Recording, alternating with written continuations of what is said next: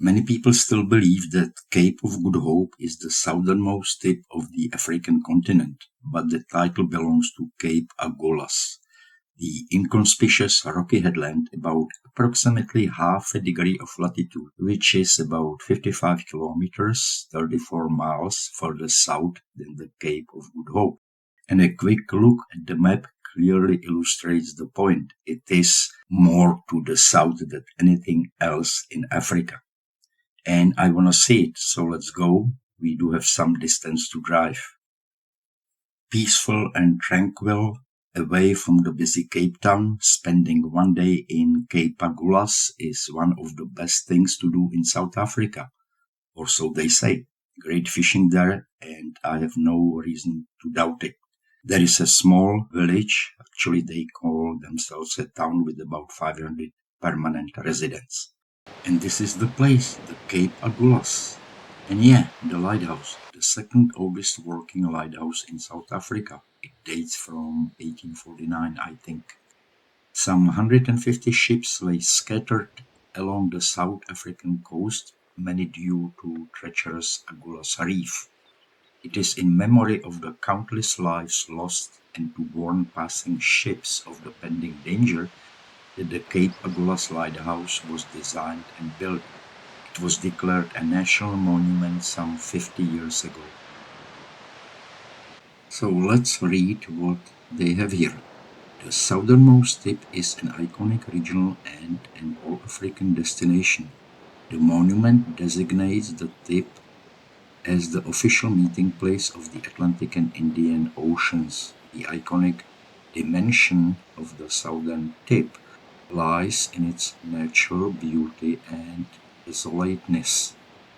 The structure was created to form an iconic element that, like an old ruin or shipwreck, not only belongs to the landscape but will, in time, evolve in character. The floor surface reflects a map of Africa aligned with compass, creating an undulating surface on which people can walk. Cool.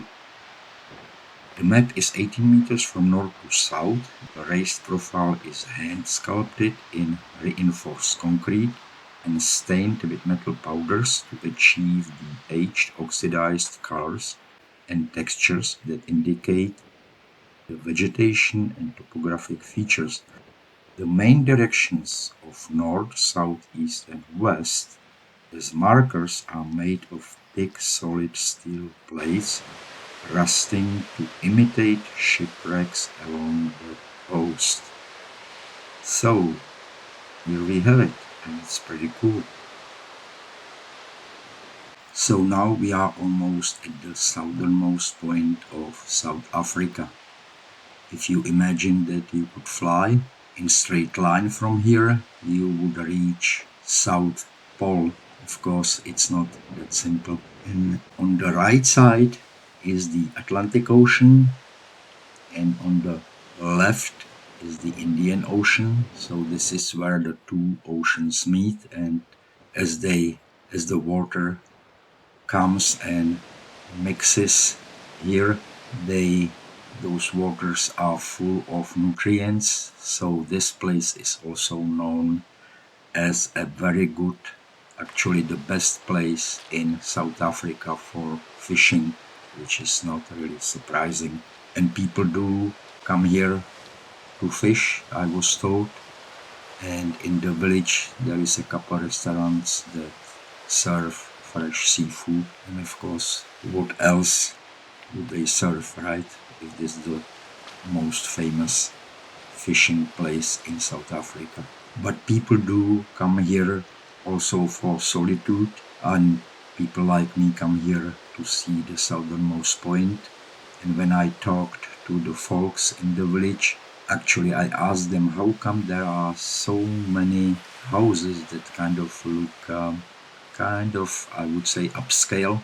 And they told me that families come here for many years, or for generations, some of them, for a summer vacation, summer holiday stay. So Yeah, I think if you are into fishing and if you like solitude, this is absolutely great place. Of course, it is very interesting to walk on the beach. There are very interesting rocks to be found, very colorful and also various shapes. Some people who like to just walk on the beach probably enjoy it a lot. There are some secluded beaches where you can also swim, I was told, but I didn't try. It was not exactly hot weather. And of course, this area is very well known as a graveyard of ships.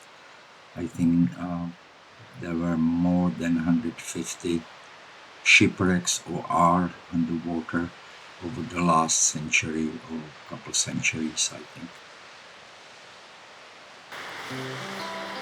So I think this will be the end for today.